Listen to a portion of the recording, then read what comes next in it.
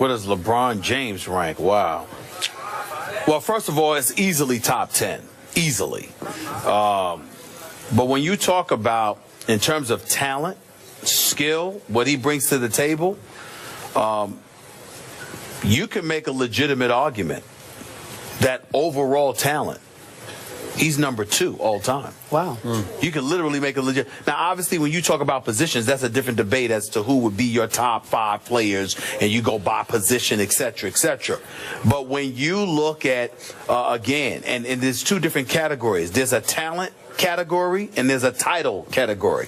Now, when it comes to titles, he doesn't come before Magic, doesn't come before Jordan, doesn't come before Bird, doesn't come before Kareem, doesn't come before Tim Duncan, okay? He doesn't come before those dudes. But if I'm doing my top 5, then, and I'm not taking into account titles, just talent, LeBron James is the greatest small forward that has ever played the game of basketball. There is nobody better than LeBron James. He's top 5, right? But obviously, when you talk about Clutch Gene, I would put Larry Bird ahead of him, because when it's time to close, I'm giving the ball to Bird all day, every day, over LeBron James, because of Bird's ability to shoot, and particularly in the clutch. But when we talk about talent, the ability to play on both ends of the floor, defensively and offensively, you can handle, you can shoot, you can pass, you can drive to the basket, you can defend multiple positions. I mean, outside of Michael Jordan, who else is there to pick? I mean, when you think about LeBron at 6'8", 6'9", 250, and what he can do, he can legitimately play 5 different positions. And even though Magic, understand the greatness of Magic Johnson. Magic Johnson was a guy that was tall enough, could play the point guard. He was the orchestrator, the architect of Showtime. He was an elite passer. He could look over defenders, etc., etc. But the totality of his skills, Magic didn't have what LeBron has. He didn't have that. So when I think about skill set, talent-wise, I mean, again, I'm too young. I've only seen black and white tape of Elgin Baylor, Oscar Robertson, you know, people like that. So I defer to the elder statesmen of the game to tell me about what those dudes brought to the table. But I would imagine that LeBron is a brethren of those dudes, and that he just took what they originally pioneered and designed and took it to another level, the way Connie Hawkins and David Thompson and guys like that took Dr. J, and Dr. J preempted MJ, and MJ preempted Kobe. But I guess what I'm saying is, I just look at it, and I think overall talent, other than Jordan, I can't think of anybody. And I mean, talent-wise, you know, again, I put Jordan the edge because he got the titles, plus he could play on both ends, offensively and defensively. Outside of that, it's LeBron to me. So you're differentiating your argument between talent versus resume, right? That's right. Okay. Talent versus titles, yes. Okay, I got it. If we're just doing in a vacuum, just pure gifted talent, just inch for inch talent, I got to tell you, seriously, this will sound blasphemous. I would take LeBron James over Michael Jordan in that area. Wow. Well, now, just on gift. Now, I'm the biggest Michael Jordan fan on the planet. I'm not going to take him as a basketball player, but on just raw talent, 6'9", 260. The one big thing that I liked what Michael did, Michael taught himself to shoot the ball a little better than LeBron has been able to teach himself to shoot the ball. Which is exactly why I didn't put LeBron over MJ. And the reason why I don't have Kobe over LeBron is because, to me, it's Kobe MJ. You see what I'm saying? I'm it's with Kobe you. MJ. And Kobe's if I can't close in this argument, though. I know that. On just raw, gift. You know. No question. Okay. No and question. you know who else is in that? If we're just doing in a vacuum, Kareem Abdul-Jabbar at 7. What do we call him? 2'7", 2. I put Kareem Abdul-Jabbar over Bill Russell. Okay, on pure talent or on resume? Because you can't do rings, obviously, because Bill Russell had 11. Exactly. Okay, now, let's just do straight barbershop argument. Who you taking? If I'm going to rank who I'm going to take all time, I'm a little older than maybe they stuck in my psyche a little stronger. But I have LeBron, and you'll probably hoot and holler over this. I've got him ranked 9th on my list. I got him in the top 10. But listen to me. I got Michael Jordan at the top because of performance, of great greatness, of resume, of not just rings, because obviously he had 6, but just pure clutch gene, game closing. I want him on my team greatness. Well, that's Michael Jordan for me. And I've got Kobe over LeBron on resume. Okay, I do too. I got Kobe 2 notches above. So mine goes in order. I got Bill Russell number 2, and I know it was a different era, but when you win 11 championships, I got to put you up there. I'm sorry, I know you're only 6'9". I mean, LeBron's maybe a little bigger and stronger than Bill Russell was, but 11, I got you up there. Right. My man Magic Johnson is 3rd on my list, just because I want him in my foxhole, man. I want him running. If I want somebody with the ball in his hands in tough situations, Magic's my guy. 5 championships. I got Shaquille O'Neal at number 4. Wow. Listen, for 3 years, I have never seen a more powerful offensive force than Shaquille O'Neal. He was literally unstoppable. Now, it wasn't pretty to watch. It got a little ugly sometimes. He just ran over little dudes who tried to guard him, but he was still unstoppable for about that. Remember that 2000 to 2002 stretch in there? So to me, it was longer than that, but go ahead. Yeah, well, but that's when he would just ragdoll my Spurs. Duncan and David Robinson, he just tossed them around like they were little kids. And again, I'm putting him 1 notch above Kareem Abdul-Jabbar, who has 6 rings, but that's a close one. I would, if I had to draft somebody for my all-time team, I would have taken Shaq a little bit over Kareem, just on overall toughness and physicality and dominance. Kareem was a little more finesse to me, but he was some finesse. I mean, that skyhook was literally unstoppable.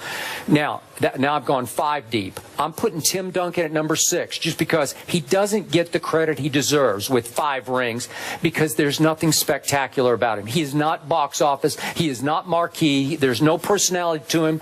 But do I want him to build around my basketball team? Yes, I do. I'm going to take him my all-time draft at number 6, because all he's going to do is win you a whole bunch of championships. I'm sorry. Number 7 is Kobe.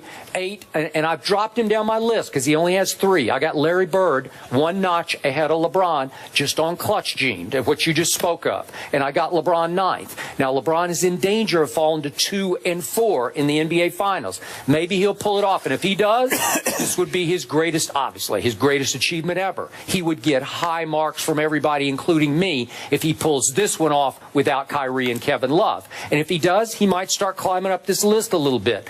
But right now, I think it's fair. And we have seen this man now for 12 years. LeBron James has played 12 full seasons. So I've seen enough that for me to put him at 9th in my top 10 is still, on my list, by my standards, that's pretty high. He's risen pretty high on my list. Well, let me say this to you. I have no problem with your top 9. None whatsoever.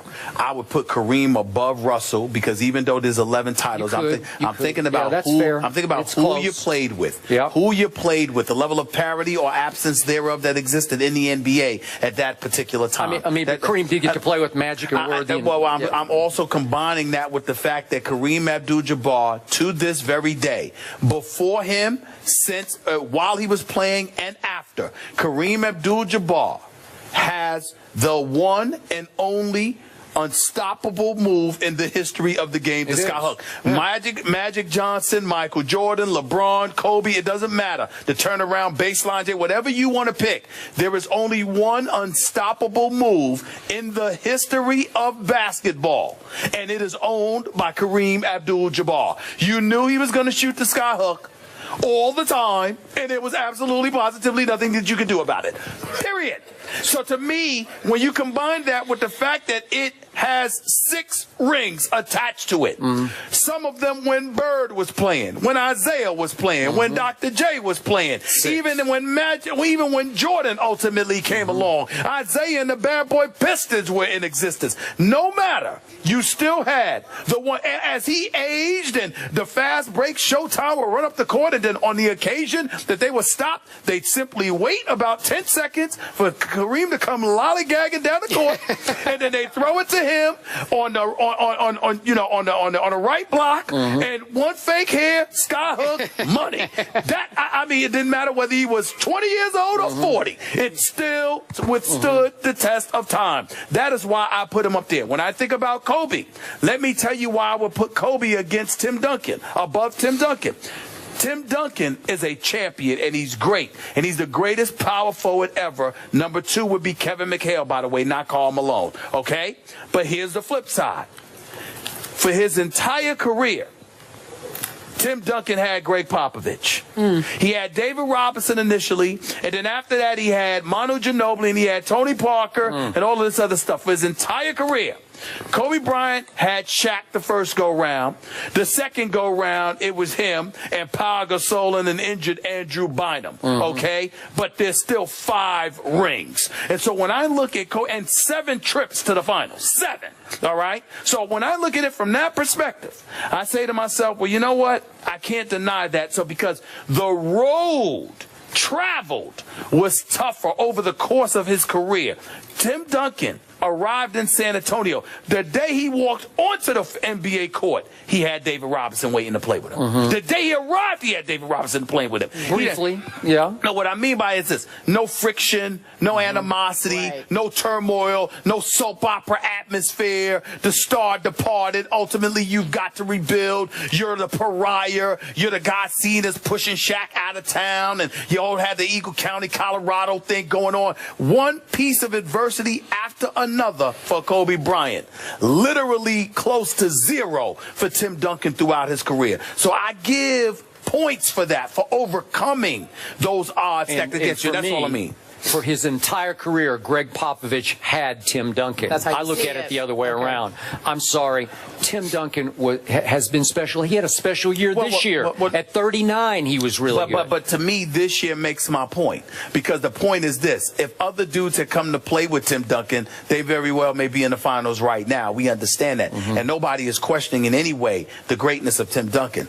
I'm just saying there's a lot to be said for being in a stable environment. LeBron left Cleveland because of the instability that existed here. Kobe almost left L.A. because of it. Michael Jordan retired because of it. So when you look at it from the standpoint that no matter where you turn, instability somehow, some way rears its ugly head. Friction or no, Kobe benefited from Shaquille O'Neal. I don't care what you say. The first 3, I'm saying, the first 3 rings, the most dominant force in the game, no question. But I'm saying to you, he validated himself, because what you got to remember, Kobe wanted Shaquille, he wanted to separate from Shaquille O'Neal for exactly the statement you just made. He knew that for the rest of his career, he would be attached at the hip of Shaquille O'Neal, and his individual greatness would be questioned if he stuck with Shaquille. He wanted to venture out on his own to validate his greatness. Do you know what it says for somebody to sit there and have that as their quest, and then to turn around and pull it off? He did it. He did it. Yep. He did it.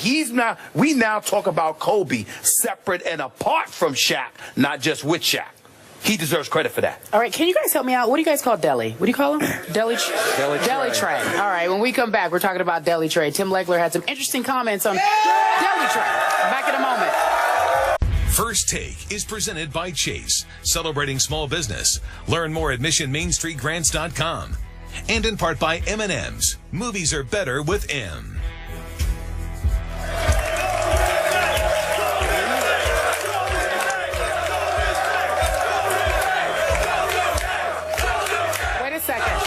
Wait a second. There is some confusion. There's Golden State. There's Golden State and Cavs fans. You guys are bold right here. I get you guys. You really do. Keep it friendly.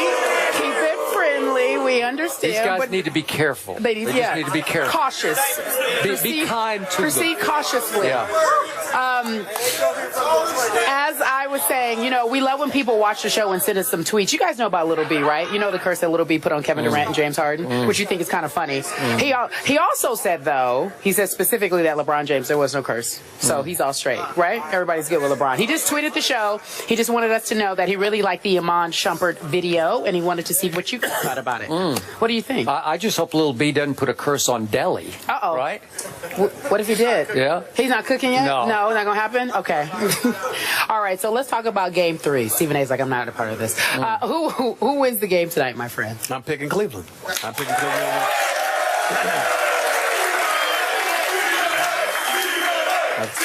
Oh, stop it.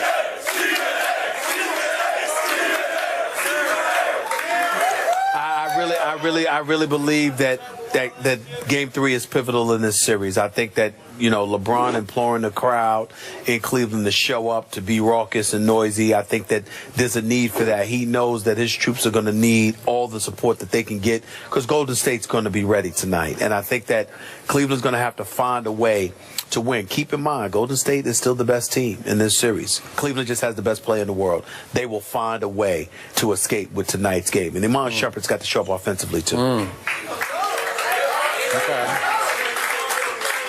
I believe, in fact, I know that Golden State's going to win one of these two games in Cleveland, and I believe it will be tonight because I believe Steffi owes his team a game, and I think he will give his team back a game tonight. I got 100-98 visiting team Let me tell you what we owe you guys here in Cleveland. Another show. We'll be here at 3:30 this afternoon. Please join us, will you? We're going to be on ESPN. Skip Bayless and Stephen A. Smith. I'm Carrie Champion. Thank you for watching. Again, 3:30 Eastern over on ESPN. We'll give you another show